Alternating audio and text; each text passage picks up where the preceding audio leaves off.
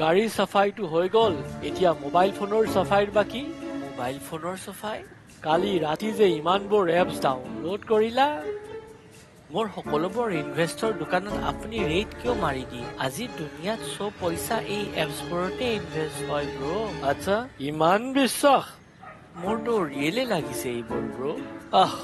এতিয়া হেনে দিন ক'ত থাকে যেতিয়া হিৰোগিৰি কৰিবলৈ জাগাত মাইকী আৰু জাগাত ৰিবুক পিন্ধি ওলাইছিলো। এনেধৰণৰ ফেক এপছে তোমাৰ ইনভেষ্টমেন্টৰ দোকান খালী কৰি দিব পাৰে। সেইকাৰণে যেতিয়াই আমাৰ পইচা ৰিয়েল হয় তেনেহলে সেই পইচা ইনভেষ্ট কৰা এপটোও সেমি ৰেজিষ্টাৰ্ড ইণ্টাৰমিডিয়েৰী হোৱা উচিত ন?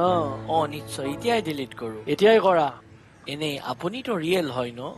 আচ্ছা,